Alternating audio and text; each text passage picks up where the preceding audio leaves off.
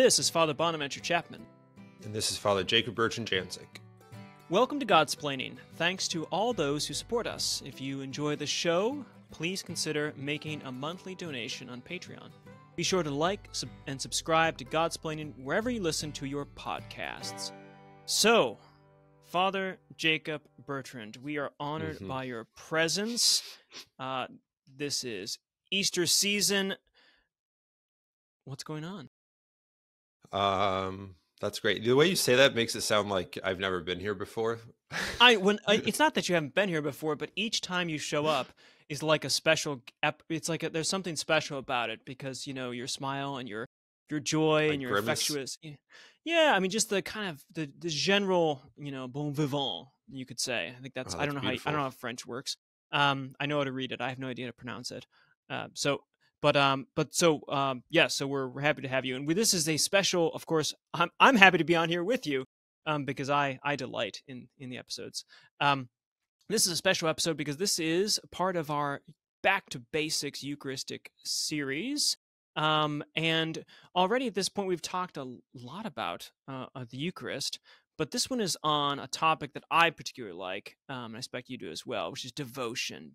Devotion, because devotion is this heartfelt, devotion is a word that strikes me that gets at spirituality and love and the heart and religious practice. It's a nice compact word. It's got a lot there to unpack and a lot that it covers. So I like the word devout, just like I like the word pious or piety, although they both can have negative connotations. But what do you think? What do you think about devotion? Do you like the concept? Do you like the word? Yeah, Are you devoted? It was funny. Man?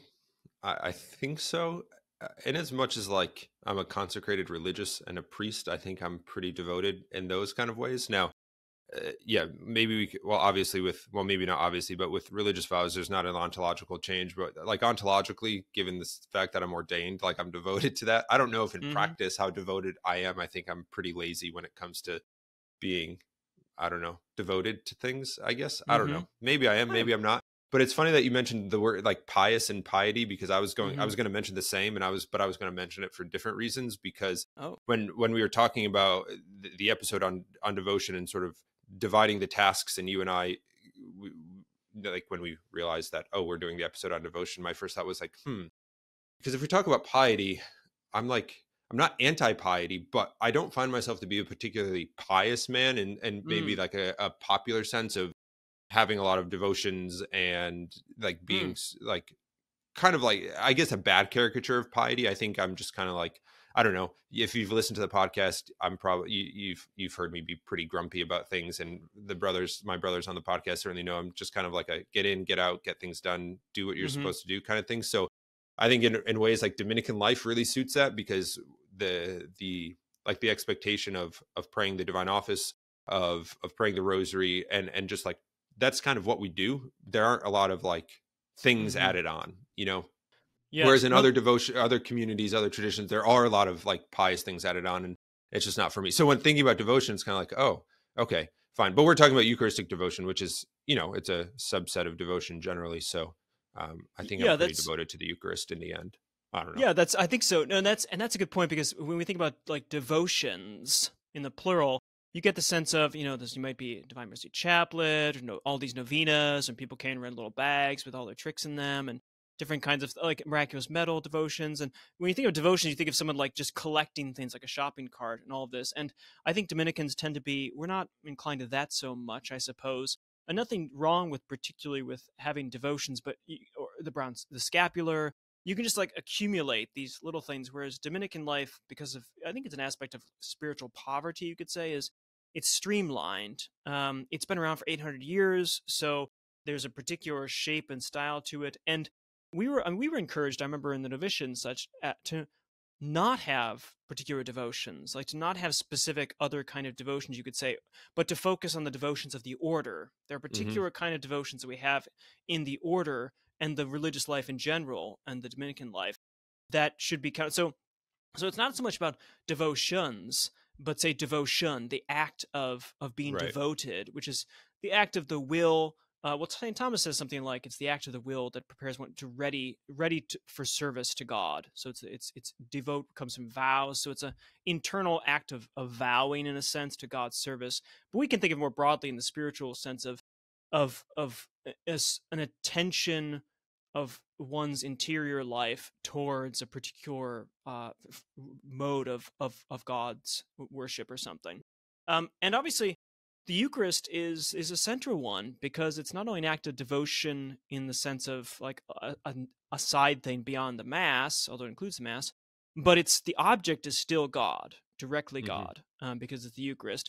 So Eucharistic devotion. So what do we say about what would you say is when someone says Eucharistic devotion? What do you think about Eucharistic devotion? Like what are we talking about there? Do you think?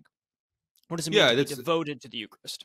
it's a good question because it can certainly be we can certainly think about it in ways or like within the sort of avenue. I'm trying to think of a way to craft an English sentence, but obviously I'm having It's difficult. difficulty. Yeah, it's tough.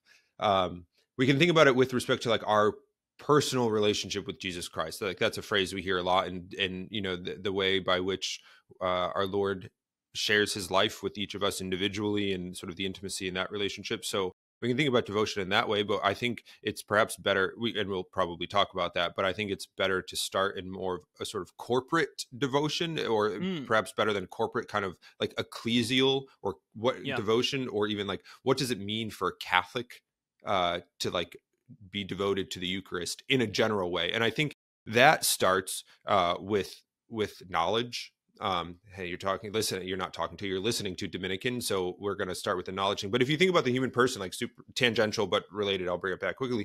We always talk about that, like the intellect leads the will. And a way to say that is like, you can't love what you don't know. So you have to have knowledge of something in some way in order for the will to go after it, to love it. So too with God, this is the whole point of being created in his image and likeness, of being able to know and to love.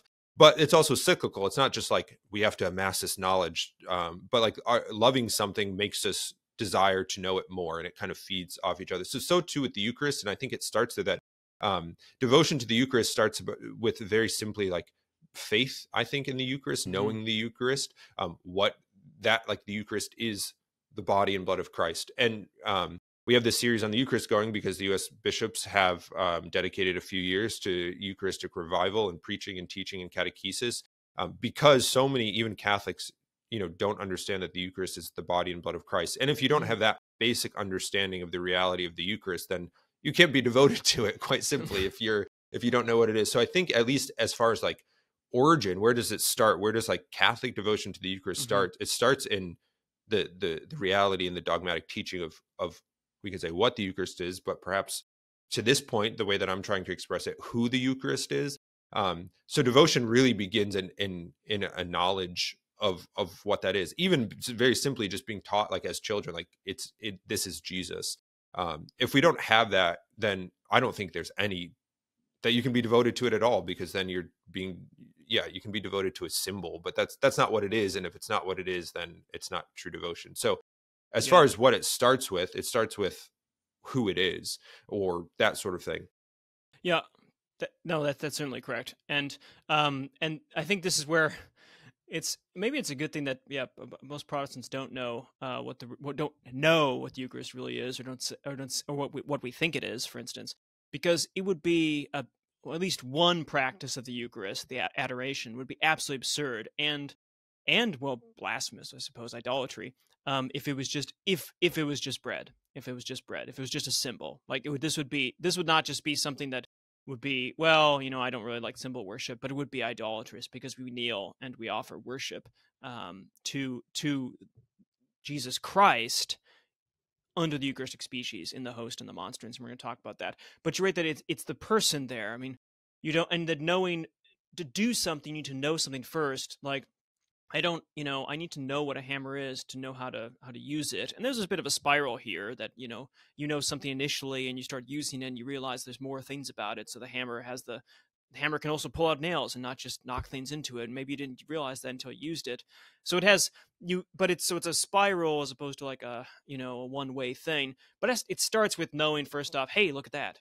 That's something that could be I know what that is in some fashion, and so I can therefore use it for this, and if I find more about it. I think that's true with Eucharistic devotion too. Is if you start with saying, well, this is Christ, this is the person of Christ, this is God, and I'm supposed to worship God, so let me start doing that, and then you start to realize, oh, right, in a particular way, this kind of stuff. So again, Yeah. it's kind of a spiral moving towards something. Yeah. Yeah, and with the question of like what does it mean to be devoted to the Eucharist, it as you're explaining, it all stems from that. So if the Eucharist is God and we're supposed to worship God, then that ought to define like the way by which we approach the Eucharist. We can see here, or begin to see, like the relationship between being in a state of grace and receiving the Eucharist, or like, if it's God, to receive him worthily, the hour fast that before Yeah. Mass, to prepare for that.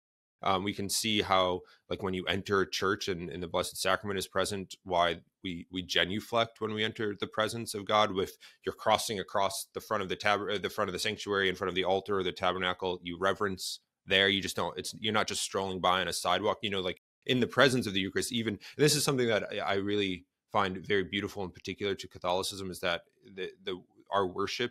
You can think of the Mass here as the great example, but our worship it's not just sitting in a pew or just like kind of meditating and zoning out, but it involves our body and our soul. Mm-hmm. So the way that we treat, even just in little things, you can tell, like when you're in a church and the priest, even just walking around getting ready for Mass, is reverent. Well, why is he reverent? Well, it's because the Eucharist is there. The church is a sacred place, but Christ is present in the tabernacle.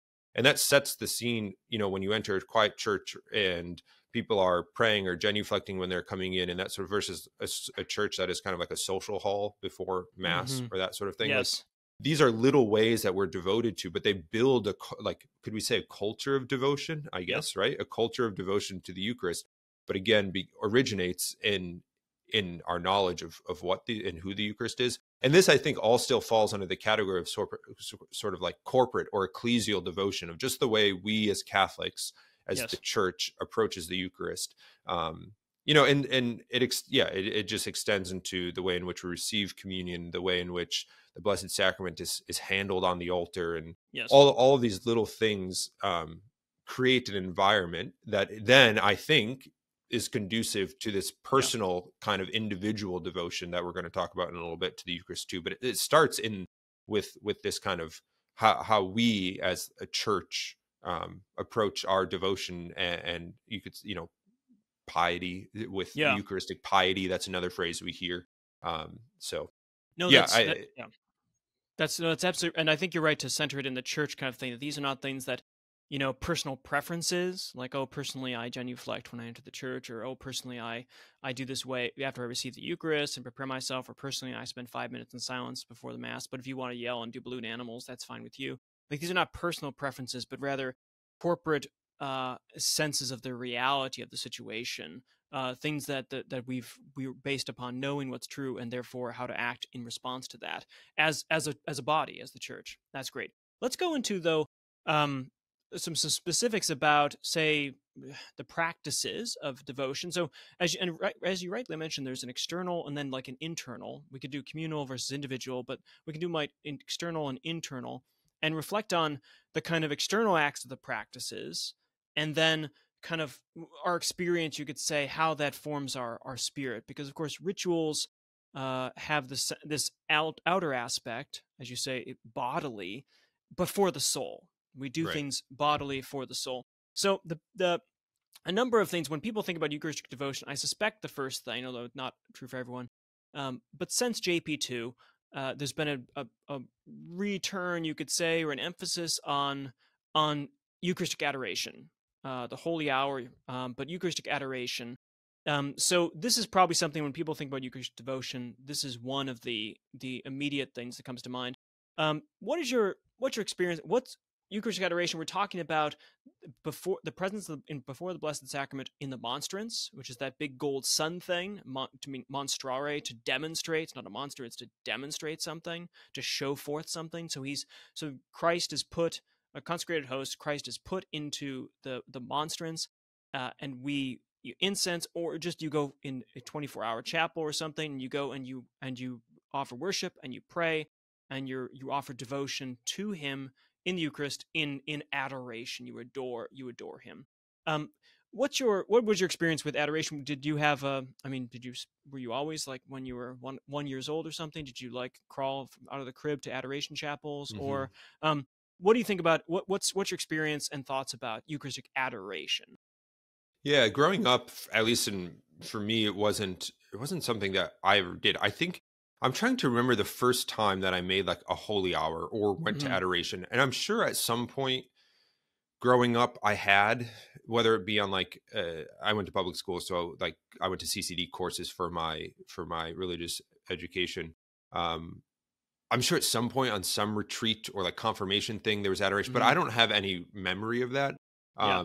So it would have been in college, I think. But even in college, there wasn't a I would pray. It's yeah, in the chapel on a daily basis, but it usually wasn't before the exposed Blessed Yeah. Sacrament. It wasn't in like a holy hour in that sense of like adoration. So that sort of devotion and practice, though it happened, really came about in when I entered the order, which is a weird thing because I think Hmm. for at least like God, like I'm now Yeah. thinking vocation things like men who enter the order, I think it's a lot more common. Yeah. Like my experience is a lot is I think um like less common, at least for people who are Hmm. in religious life and have kind of found their way to religious life. Or, but I wonder for like the sort of general lay population, Hmm. if that's the case, if my case is more similar. But um, yeah, I remember one of my first memories of adoration that kind of sticks out from the orders in anticipation of receiving the habit. We had like there was the Blessed Sacrament was exposed throughout the night, and we signed up for Yes. different hours Yes. to have a holy hour. So that way someone was always with the Blessed Sacrament. And I was, I don't know, in one of the early morning hours from like 2 to 3 a.m. or like 1 to 2 a.m. or something like that. Yes. That moment sticks out very, very clearly in my mind as a sort of, yeah, I mean, there's sort of zeal and excitement of receiving the Dominican habit the next day is like, really kind of gets you going. So it's a kind Yeah. of beautiful thing. But what I guess my a culmination of experience with adoration for me, it's always been, it's not been a thing. Adoration is not a thing that is sort of at least like the central tenet Hmm. of my Eucharistic spiritual devotion. life, or Eucharistic devotion. Yeah.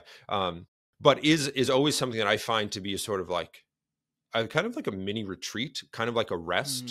Hmm. Like Hmm. it's like, Hmm. okay, you go to it. We don't have a holy hour every day at the House of Studies, but we do regularly. And across the street at the Basilica, the Blessed Sacrament, and up the street at St. Anthony's, the Blessed Sacrament, they have adoration. So there are always kind of moments of like, for me, of sort of just getting away, of like rest. So that's kind of how like, um, Yes.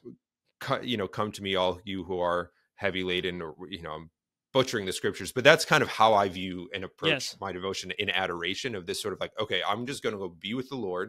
I don't know what the heck I'm going to talk about. I don't know what Yeah. he's going to tell me, but I'm just going to go Yeah. sit with him because life is overwhelming otherwise in this moment. So that's what Eucharistic devotion and adoration has kind of been for me. But I love the rituals around it too. Yes. So the hymns, the Tantum Ergo and the O Salutaris, the incense, the blessing with the monstrance, like all of that is really, it's a beautiful thing It's a for me.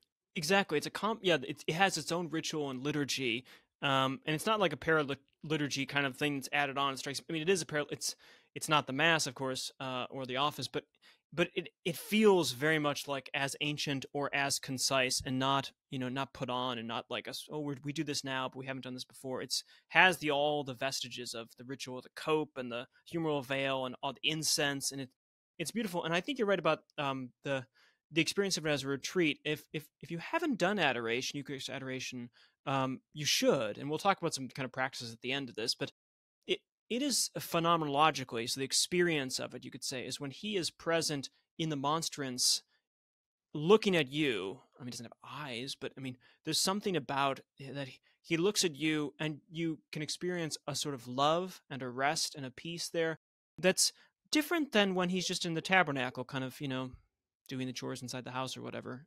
When he's out on display and he's having a look, because he's always there, except for, we'll talk about it in a little bit, in Good Friday and Holy Saturday, which are my favorite times of the Dominican life, because it's just nihilism. He's not there. Um, but he's always there. He's usually there. But when he's out on display, when he's out there, he wants to look at you, and it's like you can't hide from him. But it's a comforting presence, I would say. At least it feels that way. And this is all personal, I suppose. But there's something about adoration, and I think of the evening stuff as going through. So, Perpetual Adoration. I think I first experienced it when I was finishing my degree in Oxford, and I would pop into and I found a Perpetual Adoration place, and I just converted to Catholicism, and so I'd go at like 11 o'clock at night or something, from 11 to 12, and I would just go and sit there, and it was just quiet and beautiful, and it was just me and the Lord, yeah, and there's nothing between us, and I didn't have to say, didn't have to hear anything profound particularly, but it was a time where it was like he was there, I was there for him, and I was committed to being there for him for a certain time. So it's gorgeous. And then, of course, the Spartan hours, 2 a.m., 3 a.m., those are spectacular. Okay, so Eucharistic adoration is a fantastic, and different people have different experiences about it, you could say, but it's a wonderful way of being devoted to the Eucharist. But it's not the only one. Eucharistic adoration is not just Eucharistic devotion, as Father Jacob Bertrand mentioned. There's also just the Mass itself, you could say. The Mass, and that's something that I suspect that you would have, attention to Eucharistic devotion. As priests, we're very inclined to enjoy the Mass and to think the Mass is important and think the Mass is central to our lives. So Eucharistic devotion, how does that work out in the Mass, would you say? And thinking especially about, the lay faithful, because people might not have thought that actually Eucharistic devotion is important to the Mass, but it's kind of the reason why you're there, really. Yeah. So how is Eucharistic devotion work related to the Mass? Yeah, well, if we look at the structure of the Mass, the whole of the Mass is sort of a sort of recapitulation of the entirety of the Christian life in a sort of hour of worship on a Sunday.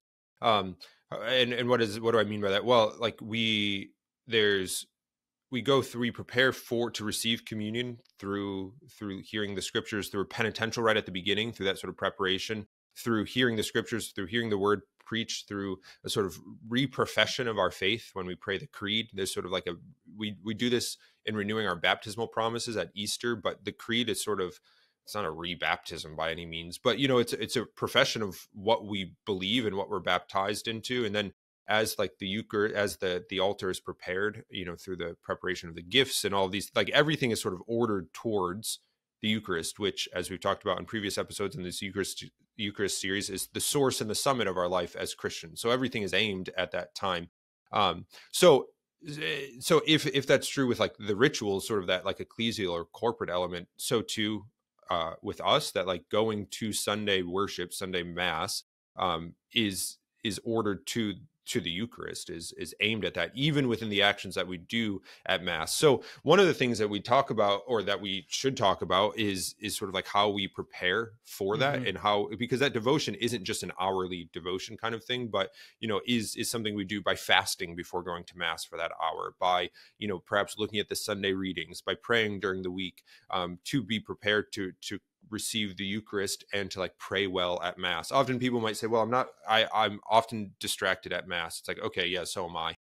That like, welcome to being a human being. But the question still remains, like, what am I doing to prepare my heart to be devoted, to be open to the graces, beforehand? Do I have the radio blasting in the car and like singing along to like pop music as I'm going to church? It's like, well, that's probably not the most preparatory action.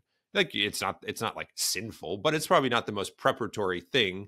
Have you not prayed at all over the course of the week? Well, then it's an unreasonable expectation to be sort of devoted and attentive to the prayers at Mass by way of being prepared to receive the Eucharist. If it's just what you do once a week, like your mind, your heart, your soul's not prepared to do all that. And I make mention of this preparation because we have to be sort of, as best as we can, attentive to these things so as to be devoted to something, so as to be, to worship properly. We can't just expect to have a sort of devotion, even in the Mass, that prepares us, without also participating and cooperating with those things. And we can think in the Mass too, the meditation after communion, the way by which we receive communion, are the way, just all these little things that help. As Father Bonaventure was saying, we have this bodily thing, but that leads us to the spiritual reality. So all these bodily things that we do, coming to Mass a couple minutes early, spending time, in silence before that, those sort of things help us, prepare us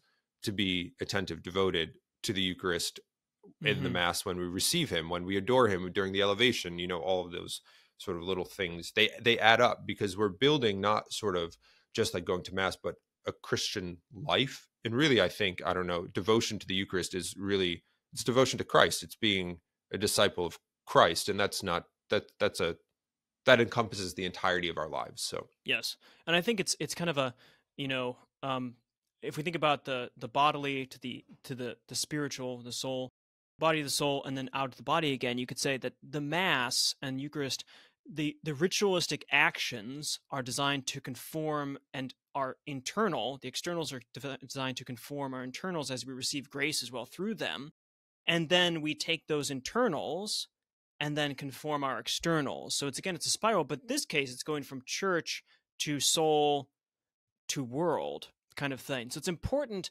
this devotion aspect, because you could just do external to external, and you could be, I have church bodily motions and I have world bodily motions.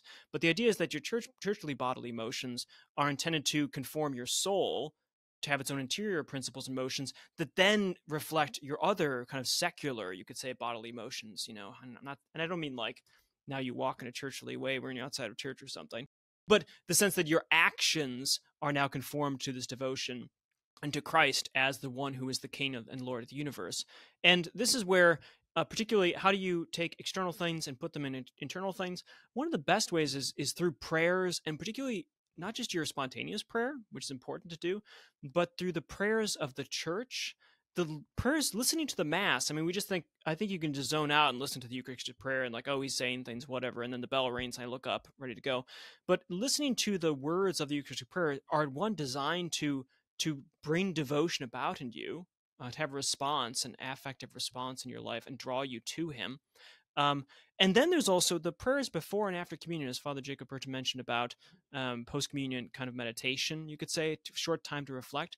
There's beautiful prayers. St. Thomas Aquinas has written gorgeous prayers for before and after that, in a sense of right before you receive the Eucharist, if you've been distracted at Mass, praying this one of his prayers or praying a prayer focuses you and prepares you to receive the kind of graces you're about to receive and the devotion. And then coming afterwards and their post-communion prayer, St. Bonaventure has a beautiful post-communion prayer as well, Pierce almost, Savior, blessed Savior, and sort of thing. And it's long, it's a little flowery, but but it's good. But whatever post-communion prayer you might have, to really drill down and let the Eucharist affect your soul for the actions that you have from that. And then also the mere actions. So as we talked about, Father Jacob Bertrand talked about the actions of receiving and how you receive and stuff. I've often thought, there's two ways of receiving, of course, in America and other places. You can receive on the hand or the tongue. But even within that, there's an act of devotedness. Receiving the hand, you have a little throne, this kind of thing. You're supposed to be attentive. You don't just grab, hold, this sort of thing, but to be attentive. But I encourage people to think about receiving on the tongue, in the sense that touching the Eucharistic species, touching the host, is something that the priest is especially blessed to do. We get our hands consecrated, so we're able to touch the Eucharistic species and touch the Lord through the Eucharistic species. And receiving on the tongue is a sense of saying, I haven't been consecrated to and set apart to do this sort of thing, but and it's an act of devotion of itself that reminds you the host is God. This is Christ, and I receive Him in a different way because you have to be specially, you ought to be set apart some way, those who would touch Him. So to reflect, so when people receive in the tongue, it's not just a traditional manner, but also there's an act of devotion and reverence there. But these are all preparations in the Mass for these sort of things. yeah, and I think receiving on the tongue too. Receiving on the hand is perfectly legitimate, Mm-hmm. but as Father Bonaventure said, encourage people to consider to receive on the tongue, because it follows too. We're talking about like this sort of corporate devotion that leads to a personal devotion, right? The prayer that we all pray together, even in the priest included, before receiving the Eucharist, Lord, I'm not worthy that you should enter under my roof. To receive the Eucharist is just that, to receive Christ. Christ gives Himself through the priest, and there's a real beauty and a humility to like literally receive Him directly from the priest into your mouth, on your tongue. Again, it's not wrong or sinful to receive on the hand, but there is a sort of continuity in sort of devotion to the Eucharist for that reason. Yeah. That's right. And so Eucharistic devotion, you might have thought at the start of this episode we were just going to talk about adoration, but I hope, and I think Father Jacob Burton set up really well, that it's an ecclesial matter, that actually the Eucharistic devotion is something we do as Catholics. And there are lots of aspects of it, or at least external aspects of it, that you may not have noticed. I mean, thinking about genuflecting at when you enter into the church. Some people, when driving by churches, crossing yourself because he's in there. This is another practice that Catholics have. All these little things, kneeling at certain times, when the tabernacle doors open. I remember this was striking when I was learning, when I was a novitiate. Someone went in, we were praying in the chapel, and someone had to get Eucharist to take over to the chapel. And all of a sudden, I heard everyone hit their knees. And I hadn't occurred to me, but because the tabernacle door was open all of a sudden, and so he was now, in a sense, present, like in the monstrance. And so I thought, oh, it's beautiful, but that's a response to the devotion of, oh, he's here, he's present, and I need to conform my internal acts to how my soul should be attentive to him.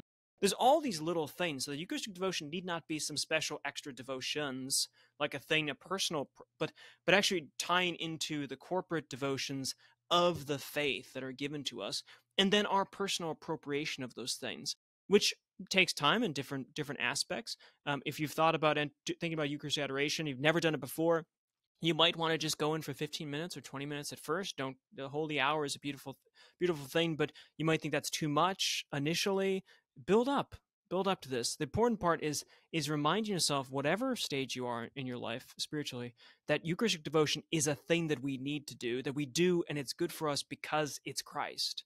Because as Father Jacob Burton said, it's who the Eucharist is, not what it is so much, but who it is, who the Eucharist is. So we encourage you to foster the Eucharistic devotion, because that's, the Lord wants to love you in a particular way. And as Catholics, we've been given this great gift that he comes under the presence of under the species of bread and wine. He comes, and especially in the host, when he's on the altar and in the tabernacles reserved, that he's there, that we can go to visit him in those places, that we say, where is God? We know we can find him there, and then that we can then ask him to enter us in our own prayers in our lives. So thanks again to all of our supporters. If you would like to give to our work, check us out, I should say, at patreon.com/Godsplaining. Follow us on Facebook, Twitter, Instagram, and any other kind of podcast places that Elon Musk is going to be involved in. Like, subscribe, leave a 5-star review, or a 6 or a 7. Write one in, say it's not high enough. I need more stars. Visit godsplaining.org to shop for our merchandise. There's lots of things there with our new logos and stuff, and that website has some neat things. So just fun to look at. The colors are fascinating. And get dates and informations for upcoming Godsplaining retreats and events this summer, especially in July. In August, we're having these retreats out there. You might want to be looking to those. And to keep up with, there'll be a Camino walk, and that's already filled. But I'm sure Father Jacob Bertrand will be having a travel log, so you can follow along daily with his own personal reflections and the kind of cool animals that he has found along the way. So, but thank you for your support of Godsplaining. We hope it is helpful to you, that you are directed more to our Lord, especially in the Eucharist, as Catholics and as any followers who want to know him better. And so if you pray for us, of course, we will be praying for you. So God bless.